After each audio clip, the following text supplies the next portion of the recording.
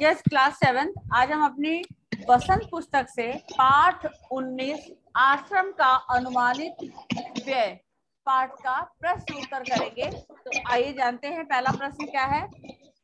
आश्रम का अनुमानित व्यय पाठ में गांधी जी अहमदाबाद से क्या चाहते थे। चलिए रेज योर हैंड फास्ट।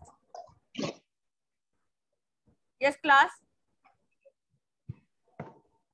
क्या चाहते थे, आंसर दीजिए। मैम दक्षिण अफ्रीका से लौटकर गांधी जी ने अहमदाबाद में एक आश्रम की स्थापना की। उसके प्रारंभिक सदस्य तथा सामान आदि का विवरण इस पाठ में है। वो यह चाहते थे। बच्चों इसको आप एक लाइन में एक वाक्य ऐसे भी लिख सकते हैं ना कि गांधी जी चाहते थे अहमदाबाद से 1 वर्ष के लिए आश्रम का खर्च, मतलब आश्रम का अनुमानित व्यय पाठ में गांधी जी अहमदाबाद से 1 वर्ष का खर्च उठाना के लिए चाहते थे कि अहमदाबाद जो है 1 वर्ष का खर्च उठाए आश्रम का। आपने अभी पिछले पाठ में क्या पढ़ा था? इसमें ये भी लिख सकते हैं ना, अहमदाबाद में स्थापित आश्रम का संविधान गांधी जी चाहते थे, खर्च उठवाना चाहते थे, मतलब अहमदाबाद से आश्रम का अनुमानित खर्च उठवाना चाहते थे। यस बोलो वन शर्मा, आप बोलो। Yes ma'am. बोलिए ma'am question 1। Yes yes ma'am. Gandhi ji Ahmedabad में एक आश्रम की स्थापना करना चाहते थे। नहीं बेटा, उसका खर्च जो आएगा पूरे 1 साल का वो चाहते थे कि अहमदाबाद उठाए, उस खर्च को अहमदाबाद उठाए। गांधी जी चाहते थे कि जो उनका आश्रम बनेगा 1 साल, वहां का जो खर्च आएगा वो 1 साल तक अहमदाबाद उठाए। ठीक है, आश्रम का खर्च उठवाना चाहते थे अहमदाबाद से। Yes right. आश्रम का सेकंड क्वेश्चन है, आश्रम का अनुमानित व्यय पाठ में गांधी जी आश्रम में सदस्यों की संख्या के बारे में क्या अनुमान लगा रहे थे। चलिए raise your hand.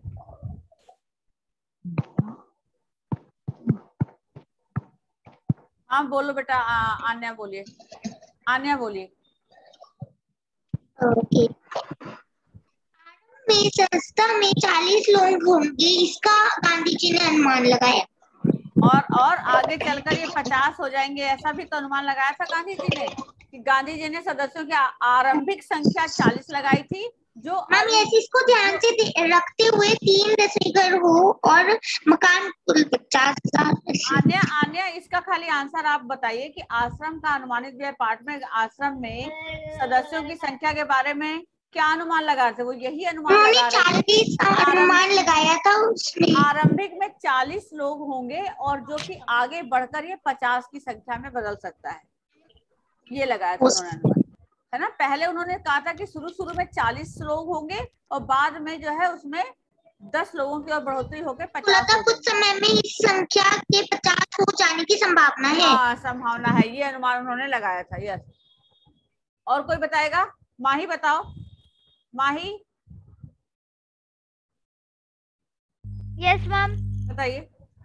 Second question का answer. Yes yes yes okay ma'am.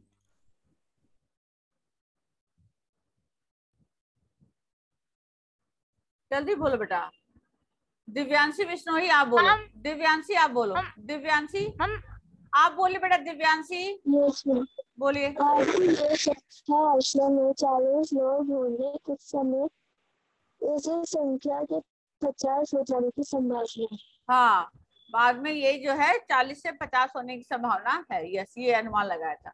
Third question है, आश्रम का अनुमानित व्यय पाठ में गांधी जी खेती करने के लिए कितनी जमीन चाहते थे और क्यों?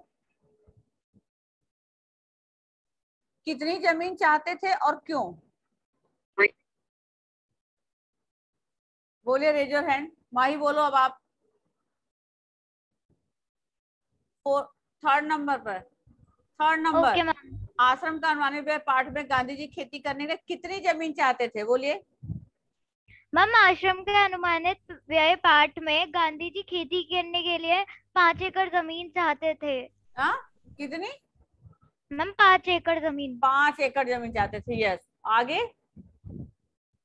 क्योंकि मैम वहाँ पे मैम और क्यों लोग चाहते थे, ज्यादा थे। क्यों चाहते, पूरा आंसर बोलो ना। क्योंकि उनके पास इतने पैसे नहीं थे। नहीं नहीं बेटा, आप ये देखो ना, आश्रम में अभी अनुमानित व्यय पाठ में गांधी जी खेती के लिए 5 एकड़ जमीन चाहते थे, क्योंकि आश्रम में रहने वाले लोगों के लिए जो भोजन की व्यवस्था वहां से हो सके, मतलब हाँ, भोजन की व्यवस्था आश्रम से ही हो जाए, आराम से वहां से जो खेती करके जो अनाज उपजेगा उससे आश्रम में रहने वालों के खाने के लिए भरपाई हो पाए। हाँ, क्या बोलो आन्या, क्या बोल रही थी आप? काम के आराम से हो सके इसलिए हाँ, आराम से कहते हो थे। सके, यस। 5 एकड़ जमीन उन्होंने चाही थी जिसमें की खेती करने से आश्रम में रहने वाले लोगों के भोजन का इंतजाम हो सके। Yes, right answer.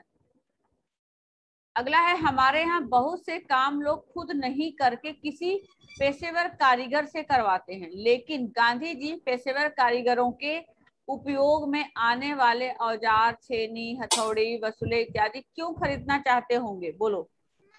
हम कैनेडियन हाँ बोलो। मैम कौन मैम भाई? कैनेडियन लविश हाँ बोलो बेटा, आते बोलो थे बेटा। कि एक मिनट आन्या, वेट करो आन्या, मैम बोलो बेटा। मैम गांधी जी हर छोटा बड़ा काम स्वयं करते थे तथा दूसरों को भी उसे स्वयं करने पर जोर दिया करते थे। उनका कहना था कि कोई भी काम छोटा नहीं होता, व्यक्ति को आत्मनिर्भर होना चाहिए तथा किसी भी कार्य को करने में संकोच नहीं महसूस करना चाहिए। इसके अतिरिक्त गांधी जी लघु एवं कुटीर उद्योगों में को बढ़ावा देने के उद्देश्य से भी उपयुक्त औजार खरीदना चाहते होंगे। यस, बिल्कुल सही आंसर आपने बोला। एक बार फिर से बोलिए जरा, आपकी आवाज स्लो आ रही थी। बहुत सही आंसर बोला आपने। गांधी जी खुद काम करना पसंद करते थे और दूसरों से भी करवाने की इच्छा रखते थे, इसलिए उन चीजों की उनको जरूरत लगी कि इससे हमारे व्यापार में, कुटीर उद्योगों में बढ़ावा मिलेगा। तो जब हमारे पास सामान होगा तभी हम उस काम को कर पाएंगे ना। हाँ बोलो अब आन्या, बोलो। गांधी जी चाहते थे कि चेनी, हथौड़े, वसूले आश्रम में ही होने चाहिए ताकि काम करने पर बरोक-टोक कार्य चलता रहे। इससे खर्चों में भी कटौती होनी थी तथा काम भी सुचारू रूप से चलना था। देखो, जैसे कि अगर हम किसी को बुलाते हैं काम करने के लिए, मान लीजिए हमारा कोई चीज नल बिगड़ गया, हमारा कोई सामान टूट गया, तो हम जब उसको ठीक करने के लिए, रिपेयर करने के लिए हम किसी दूसरे को बुलाते हैं तो वो हमसे उसके बदले में आने का पैसा लेता है, काम करने का पैसा लेता है। अब अगर ये सामान, ये चीज हमारे पास होगा, धीरे धीरे हम आश्रम में रहने वाले लोग भी उस काम को कर पाएंगे, तो पहली बात तो हमारे पैसों की भी बचत होगी और वो काम को हमें इंतजार नहीं करना पड़ेगा कि जब वो कारीगर आएगा उस काम को ठीक करेगा तभी हम उस काम को कर पाएंगे। तो वो काम भी हमारा सुचारू रूप से चलता रहेगा और हमारे पैसे भी बचेंगे। तो इसलिए गांधी जी ये चीज खरीदना चाहते थे। क्लियर? अगला है आश्रम, 6 नंबर पे क्वेश्चन है, आश्रम का अनुमानित व्यय पाठ में गांधी जी आश्रम के लिए किन किन औजारों की जरूरी मान रहे थे? किन किन औजारों को बताइए जरा। मैम कैनेडियन मैम मैं अटल वंश शर्मा। हाँ वंश, आप बोलो बेटा वंश। आश्रम के अनुभूति पाठ में गांधी जी आश्रम के लिए किन किन औजारों की जरूरत मान रहे थे? पहला, 5 बड़े हथौड़े, 3 बसूले, 5 छोटी हथौड़ियां, 2 एरन, 3 बम, 10 छोटी बड़ी छेनियां, 4 रंदे, 1 सालनी, 4 पोतियां, 4 छोटी बड़ी बेतियां और 4 छोटी बड़ी शर्मा, कीलें। आप इस तरह से भी बोल सकते हैं इसको। आश्रम में अनुमानित व्यय पाठ में गांधी जी आश्रम के लिए एक तो बढ़ईगिरी, बढ़ई का काम करने वालों का सामान, मोची का काम करने वालों का सामान, और फिर चौके से संबंधित जरूरत की चीजें, है चीजों ना। का नाम भी लिख सकते हैं ना। हाँ, उसके बाद आप जैसे कि बैलगाड़ी, जो कि सामान लाने उठाने के लिए जरूरी है। इसके अलावा शिक्षण संबंधी सामानों में 5 या 6 हथकरघों के लिए, कि जैसे जो हथकरघा होता है सूत काटने का, इन सब चीजों की उन्होंने जरूरी माना था आश्रम में कि ये सब चीजें होना चाहिए। मोची का, बढ़ई का, और बैलगाड़ी, रसोई से संबंधित सामान, और शिक्षण से संबंधित जो है हथकरघे, 5-6, कम से कम 5-6 हथकरघे जिस पर कि सूत काटा जा सके, इन इन चीजों को जरूरी मान रहे थे। Okay, clear? अगला Yes, है ma'am. गांधी जी ने आश्रम के अनुमानित खर्च का ब्यौरा क्यों तैयार किया? बताओ, क्यों तैयार किया?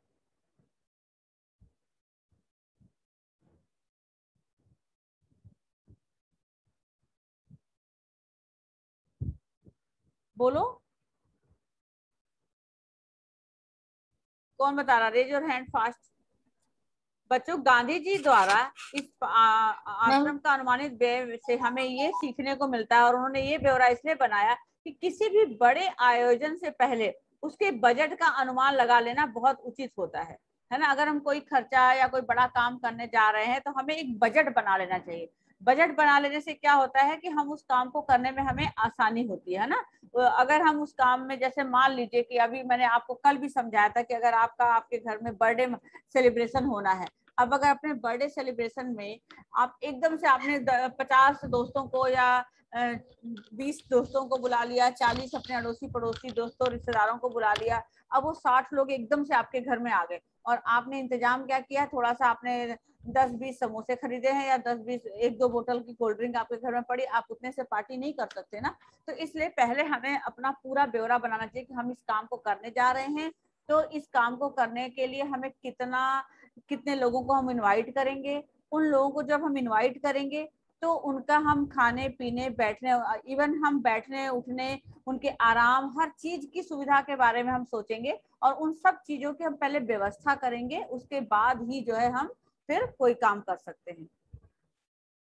फिर उनके खाने की का भी ब्यौरा बनाएंगे, और उस खाने से संबंधित उन चीजों को बनवाएंगे या खरीदेंगे या लाएंगे, फिर हम उनको बुला सकते हैं। तो उससे क्या हो जाता है कि हमारा जो काम होता है उसमें थोड़ा सा रिलैक्स हो जाता है, आराम हो जाता है, और हम समय से अच्छे तरीके से काम कर पाते हैं, और जो आया होता है वो भी खुश होके प्रसन्न होके जाता है कि जिसने हमें बुलाया, पूरा रिस्पेक्ट दिया, है ना। अगर हम कोई मकान बनवा रहे हैं, घर बनवा रहे हैं, अब आपको पता ही नहीं है, पैसा आपके पास 2 लाख रुपए है, आप 10 लाख का काम शुरू करने जा रहे हैं, तो आप कहाँ से लाएंगे बाकी के 8 लाख? आपको पहले मालूम होना चाहिए ना कि हमारा ये जो काम हम करवाने जा रहे हैं इसमें मेरा 5 लाख रुपए लगेगा। अब आपने सोच लिया 5 लाख, हो सकता है कि 5 लाख आपने सोचा, जब हम काम करवाने लगते हैं तो उसमें 1,50,000 रुपए ज्यादा लगता है। अब आप क्या करेंगे कि आप अपनी जेब देखेंगे कि हमारा ये काम 5 लाख रुपए का है, चलो मेरे पास 7 लाख रुपए हैं, तो आप उससे फिर काम शुरू करवा देते हैं। ठीक है, अब उसमें अगर 5 की जगह अगर 6 लाख 6.5 लाख रुपए खर्च हो जाते हैं तो भी आपको सहूलियत होती है, और आप अपना काम अच्छे से तरीके से कर पाते हैं। तो इसलिए हमें किसी भी बड़े खर्चे के लिए पहले एक ब्यौरा बना लेना चाहिए, प्लान कर लेना चाहिए, उसके बाद ही उस काम को करना चाहिए। Clear all of you? Clear? और गांधी जी पार्ट से हमें भी ये सीख मिलती है कि हमें भी इस काम को करना चाहिए, है ना। हमें भी अपना कोई भी प्लानिंग करनी है, कोई भी कार्य करना है, तो हमें पहले एक ब्यौरा बनाना चाहिए, उसके बाद इस कार्य को करना चाहिए। क्लियर? 6th-7th class? बोलो यस या नो? Yes ma'am. आगे बढ़ू मैं। ये आपका एक गद्यांश है। हर महीने औसतन 10 अतिथियों के आने की संभावना है। इनमें 3 या 5 सपरिवार होंगे, इसलिए स्थान की व्यवस्था ऐसी होनी चाहिए कि परिवार वाले लोग अलग रह सके और शेष एक साथ। इसको ध्यान में रखते हुए 3 रसोई घर हो और मकान कुल 50,000 वर्ग फुट क्षेत्रफल में बने हो। सब लोगों के रहने के लिए अच्छी जगह हो जाएगी। अब बताइए उपयुक्त गद्यांश किस पाठ से लिया गया? यहाँ पर देखिए आपको क्या दिया हुआ, वैकल्पिक प्रश्न उत्तर है, आपके ऑप्शन भी दिए हुए हैं। बताइए किस पाठ से लिया गया है? आश्रम का अनुमानित व्यय। हाँ, आश्रम का अनुमानित व्यय, बिल्कुल सही, यानी ख आंसर इसका सही है। यस। सेकंड है, हर महीने औसतन 10 अतिथियों के आने की संभावना थी, ऐसा किस स्थान के लिए कहा गया है? अहमदाबाद आश्रम के लिए। अहमदाबाद आश्रम के लिए। Yes, right. Yes. Third number पर है, रहने के लिए कितने प्रकार की व्यवस्था सोची जा रही थी? सभी के लिए 2 प्रकार की। क्या, कौन कौन सी बताओ जरा। रहने के लिए आश्रम में कितने प्रकार की व्यवस्था सोची जाती? 2 प्रकार की। एक तो परिवार वाले लोग आराम से रह सके, और एक जो है अकेले जो लोग होते हैं वो रह सके, है ना। उसके बाद है, उपयुक्त गद्यांश से गांधी जी के व्यक्तित्व के किस गुण का संकेत मिलता है? आंसर दीजिए। किसका? दूरदर्शिता का। हाँ, दूरदर्शिता का। दूरदर्शिता का, राइट आंसर, राइट। इसको ध्यान में रखते हुए 3 रसोई घर हो, वाक्य में 3 शब्द क्या है? संध्या। विशेषण। Yes yes yes yes.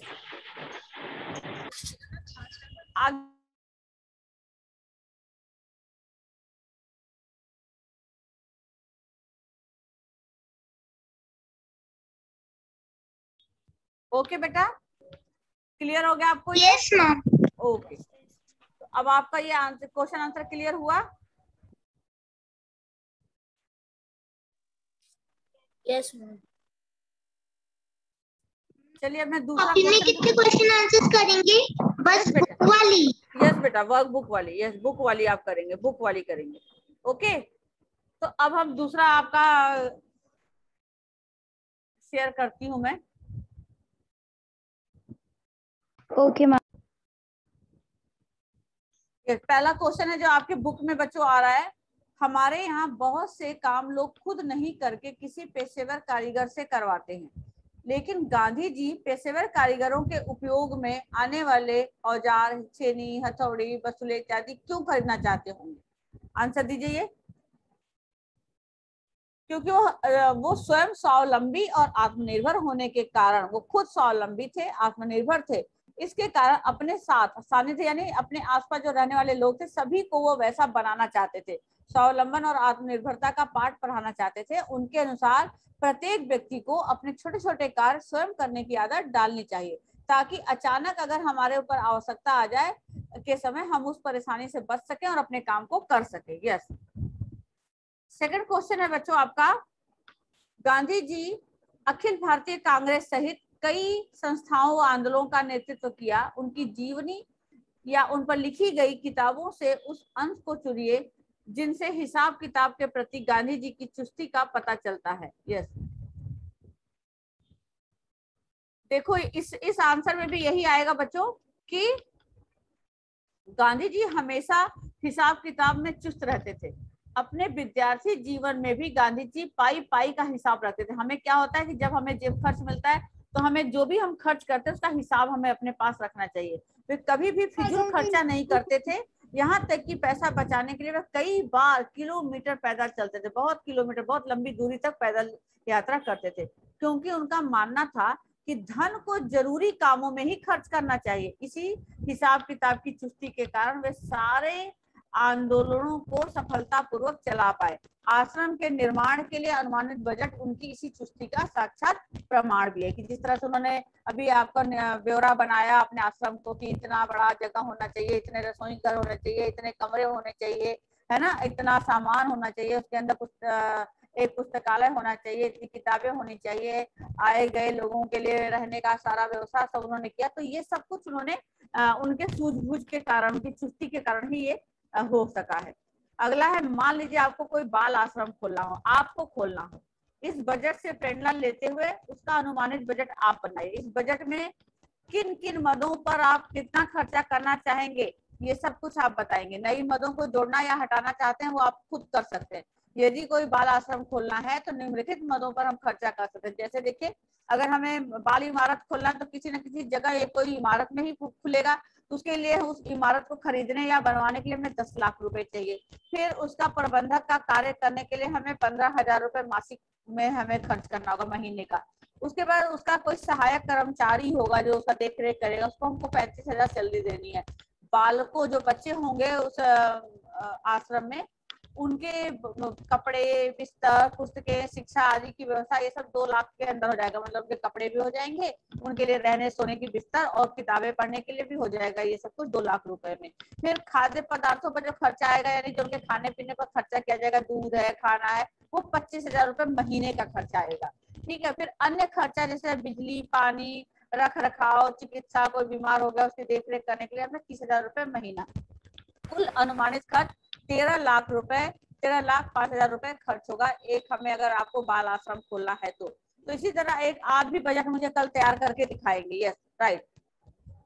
उसके बाद आपको कई बार लगता होगा कि आप कोई छोटे मोटे कार्य जो है आप खुद से कर सकते हैं, है ना, जैसे कि घर की सफेदी, व्हाइट वॉश, दूध दोहना, खाद बुनना, है ना, घर की सफाई, है ना, ऐसे कोई भी कार्य है तो आप उसको एक सूची बनाइए जैसे जिन्हें आप कर सकते हैं।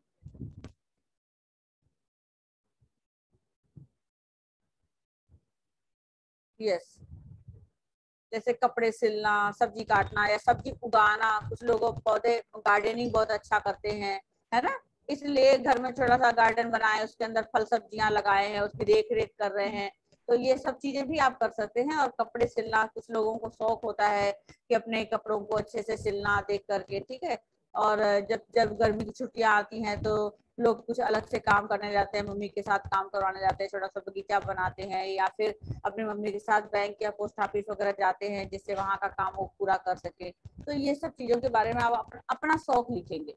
और इस अनुमानित बजट को गहराई से पढ़ने के बाद आश्रम के उद्देश्यों और कार्यप्रणाली के बारे में आपने क्या अनुमान लगाया कि ये कार्य जो है नियमबद्ध पूर्वक अगर होता है तो उस कार्य में करने में हमें आसानी होती है, हम स्वावलंबन होते हैं। इस पाठ को पढ़कर हम स्वावलंबन का बनते हैं और अपना कार्य स्वच्छता एवं नियमबद्ध तरीके से कर पाते हैं, है ना। तो इस पाठ को पढ़कर आपने क्या सीखा बच्चों कि हमें अपना जीवन यापन नियमबद्ध तरीके से करने का संदेश मिलता है। इस पाठ को पढ़कर हमने ये सीखा कि अपने जीवन यापन को करने का नियमबद्ध तरीका सीखा आपने इस पाठ को पढ़कर।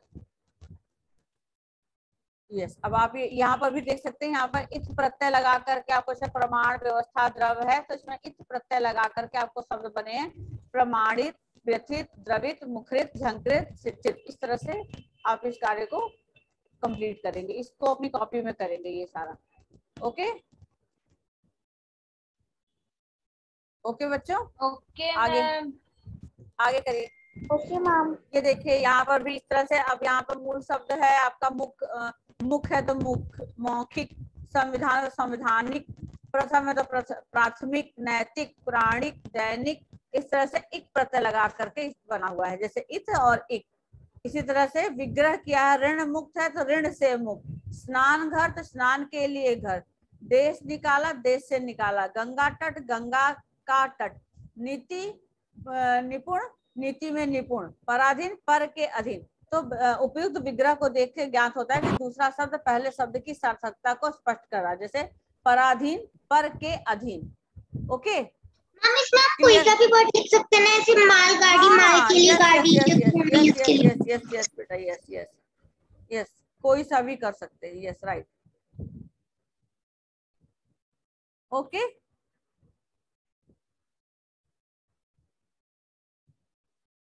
ओके।